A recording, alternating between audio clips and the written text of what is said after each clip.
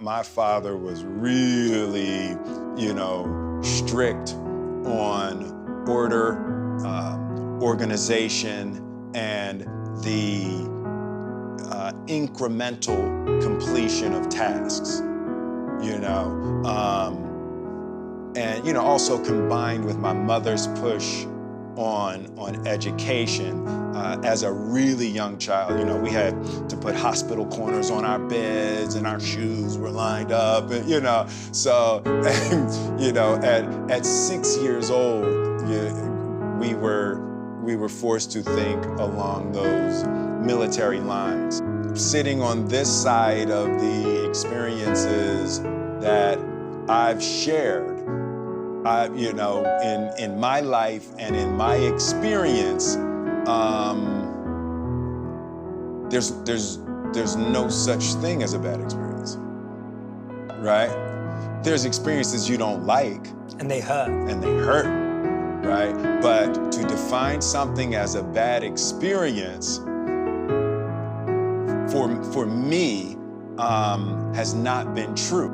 When my parents broke up, I was 12, and that was one of the only, serious times in my life that I contemplated suicide. But even out of that, as I look back on that, the pain of that experience cultivated devotion in my life to my family, and I just never wanted to have my children suffer that. The negative experiences or the things that were awful at the time, there's always the other side of the coin, and in my experience, I've cultivated only positive things out of the most negative experiences of my life. My father's death, and the 6 weeks up to my father's death was probably the most formative time in my life.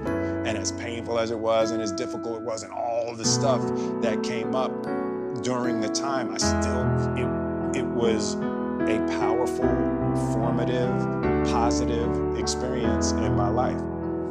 I got a gift that some people don't get, and it was that the doctors told us he had 6 weeks to live, right? So, and then he lived for 4 months, right? So, I got a warning.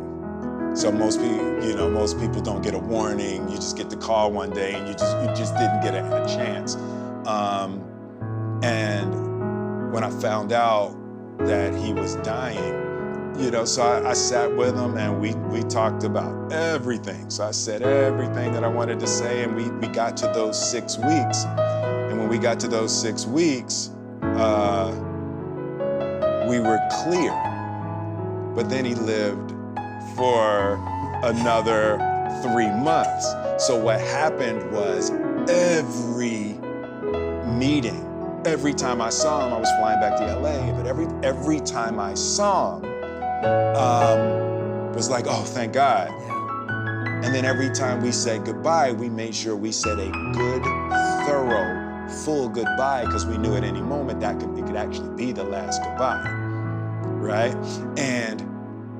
But the lesson was, it's always like that. When we say goodbye, we can't know if this is the last time we will ever see. You should never greet someone casually or say goodbye to someone casually. And every time we said goodbye, we made sure it was a good, thorough, full goodbye. But that's how you're supposed to live every day anyway. Every time you leave your house could be the last time. You're supposed to be in the richness of your hellos and goodbyes and thank yous, And, so I learned that lesson with my father. And then when he passed, it was easy.